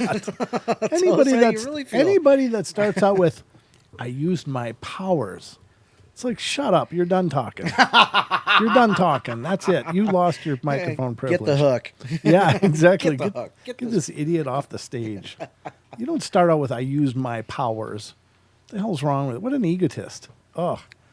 So it says the controversial illusionist whose psychic feats have been met with significant degree of skepticism recently appeared on UK morning television to try to remain relevant. No, that's not what it said. To claim that he had given Johnson an energized spoon. He gave him an energized spoon. Eat your cereal with this. It'll help. To ensure that his political opponent, Jeremy Corbyn, wouldn't win the vote. Brushing aside the highly improbable nature of his claim. No way! Yeah, the decision to back Johnson is somewhat at odds with a similar stunt he conducted back in March when he tried to encourage people to use psychic energy to stop Brexit. Why the hell would he stop Brexit? Something that Johnson has long been a major proponent of. I believe in the powers of my mind, but for me, more important was for Boris to win in a big way to make sure that Corbyn would not get anywhere near the government, he said. This is no joke. This is real. My energy and energy of the people in the UK ensured Boris Johnson's landslide victory and kept Jeremy away from November 10th. Well, yeah, it's called an election. You moron. What the hell is this guy's problem? That's okay. Your vote is your energy. Great job. You voted. Now go away. During the interview, Geller produced a certificate that he claimed the CIA had issued him with as a way of authenticating that he possessed psychic powers. And you can print your own online, I'm sure. Before you take the mickey out on me, because I know that sounds very lighthearted, let me show you and read to you what the CIA's conclusion about my powers, again, my powers, he said. This guy's such an egotistical pig. This is CIA. As a result of Geller's success in this experiment, this is CIA. That's like the prince in Nigeria that wants to give you cash. Yeah, no doubt. Couldn't psychic that one, could you, Yuri? This is CIA. As a result of Geller's success in this experimental period, we consider that he has demonstrated his paranormal perceptual ability in a convincing and serious manner. When it was pointed out to him that interfering with an election was illegal, Geller replied, "The big question is, can you prove it?" Oh, jeez. Oh my God, this is just dumb. Yeah, he's been an idiot for a long time. Can you prove that my energy stopped Corbyn and that the spoon I gave Boris Johnson made him the prime minister in a big way? I believe in it, but can you prove it? Suffice to say that there's absolutely no evidence to support his claim. Wow, what a complete and desperate man. Oh my God. Okay. There aren't too many people in the chat that seem to like him too much. No, and I can't imagine why. He's such a genuine fella. Genuine idiot. I don't know. You start out with my powers and you lost me already. Anybody that starts out with that much ego, I'm not going to listen to. If you start out talking to me about your powers, we're done. These people just want to make themselves into these greater than life people. Right. And I think all people are greater than life, and everybody has abilities, and it's just kind of a part of who we are. But this idiot bending spoons, I mean, and giving magic spoons. It's like he's the Lady of the Lake distributing Excalibur, It's like, what the hell? It's like the new King Arthur here. What the hell is his deal? He pulled a spoon from the stone. Well, I didn't vote for you. No, I got the spoon. I got the spoon. I'm supposed to be premier. Yuri Geller emerged from the crowd and bestowed upon me the magical spoon. I'm your king. What a freaking... Oh, my God. Oh, wow. There you have it, ladies and gentlemen. Yuri Geller is still out there. I don't suppose there's anything, I obviously I believe in psychics. Well, we can't certainly prove any of it. Well, exactly. Neither can he, though. Right, but he's out there grandstanding on it like, I gave him a spoon. It's me. I did this. Wonderful. I needed a spoon for my ice cream. Oh my God. Yeah, exactly. Yeah. I can't believe this guy would make a claim like that. I mean, it's just a desperate attempt to stay relevant. His stuff was fine in the 70s and maybe 80s when it was kind of a new idea, but I think pretty much everything he's ever done, for the most part, all the illusion stuff has just been debunked. Could he have extra power? Sure. Extra abilities? Sure. But don't sit there and grandstand and talk about how amazing you are and how you changed an election. What an absolute idiot. Oh, my God. Okay. I'm done about Yuri Geller.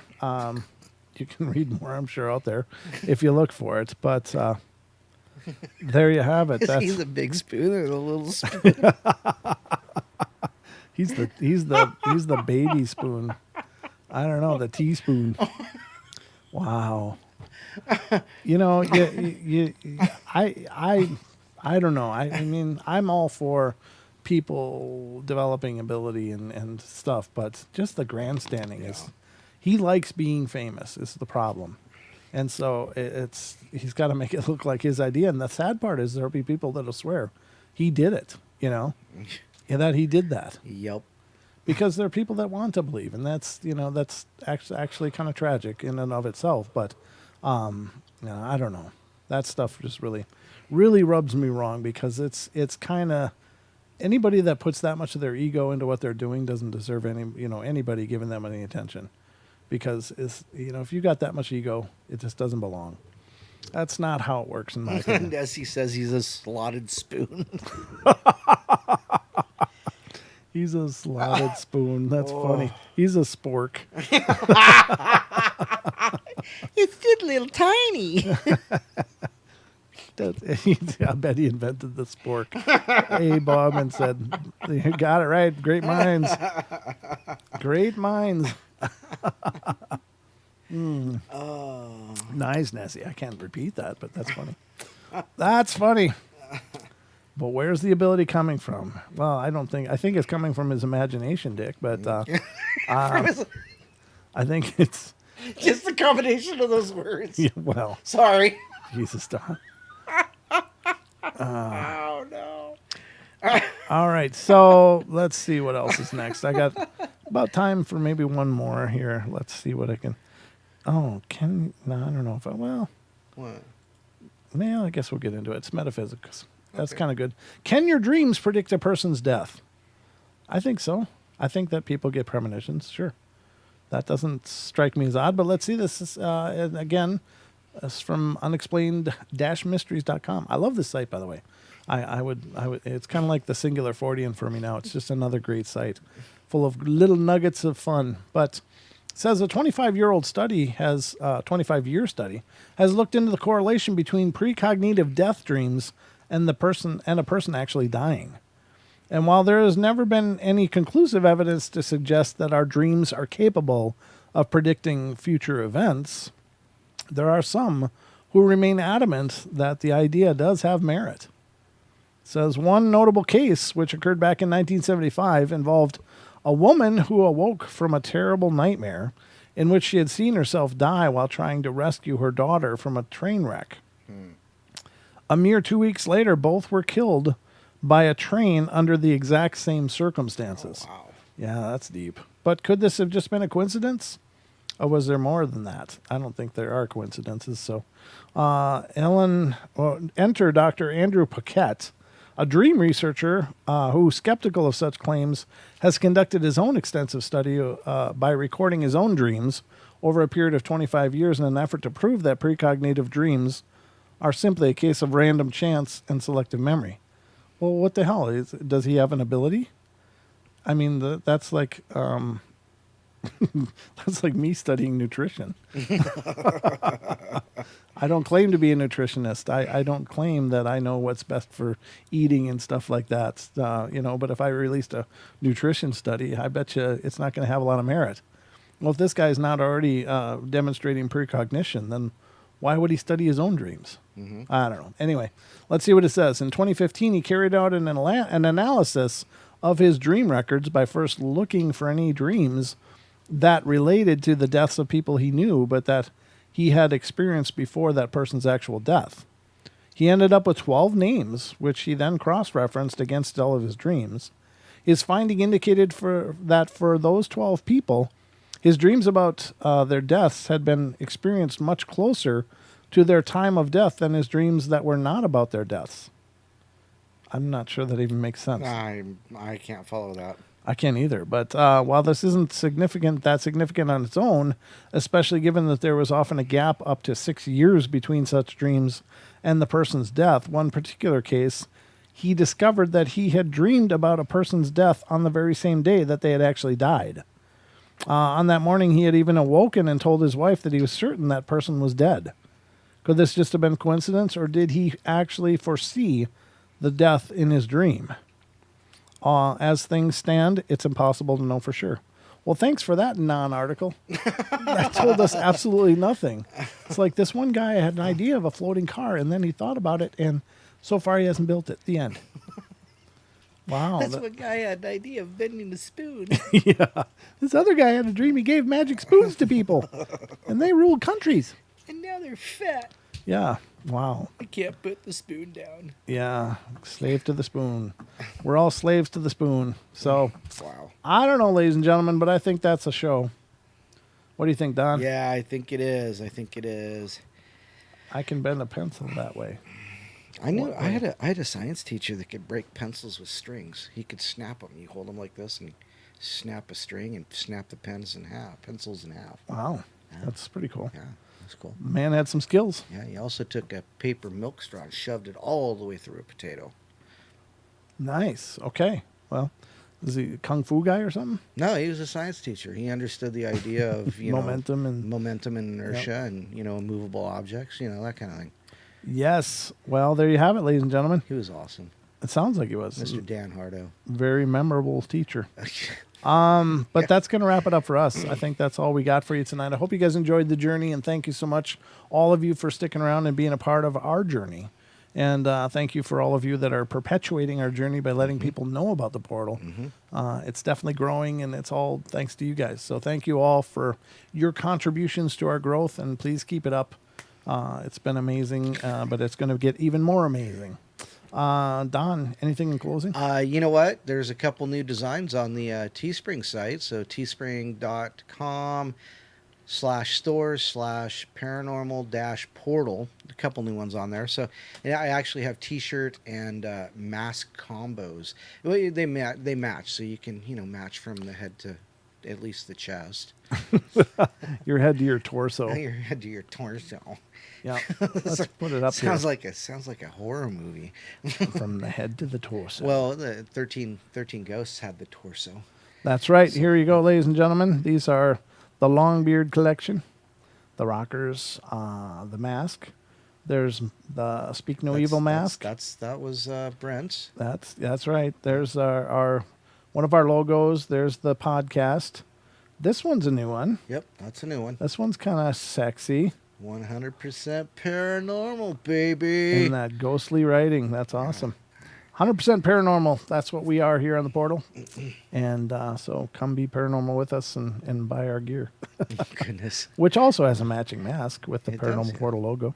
Yep. Sexy. And woman's tee. Yep. So. Form fitting for the female form. There's more and more. And the coffee cups and stickers and...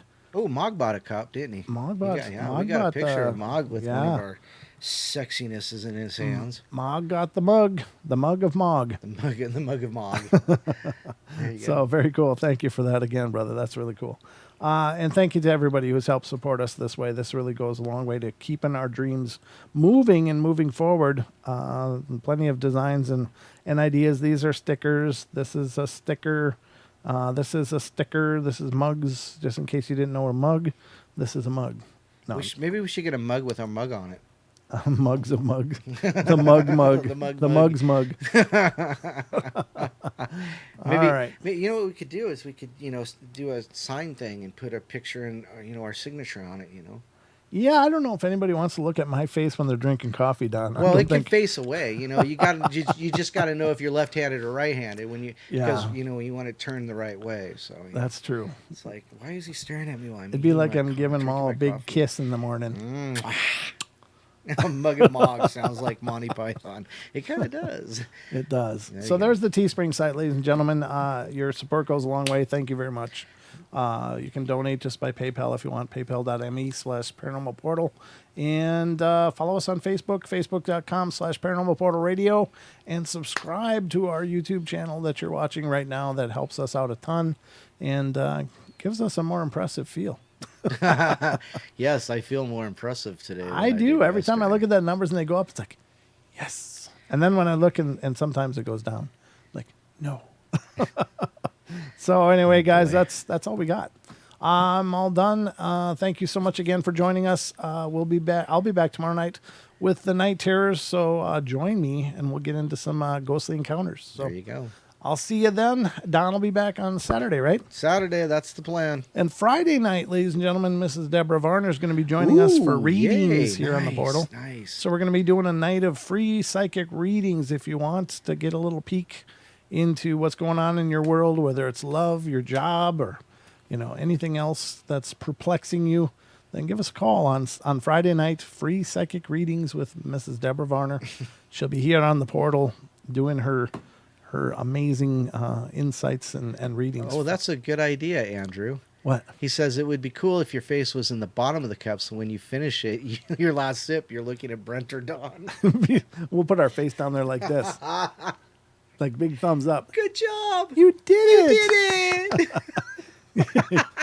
Now go to work.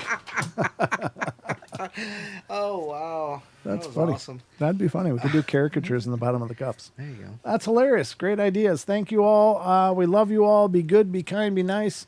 Take care of each other, especially in now today's day and age. We got to help each other out, man. Get away from the negative crap. Quit watching the news. That stuff will drive you mad.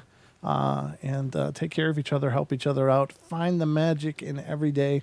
And remember to laugh as much as you can and support the Paranormal Portal. There you go. All right, guys. We love you all, and we'll see you. I'll see you tomorrow night on the Night Terrors. Good night. See ya.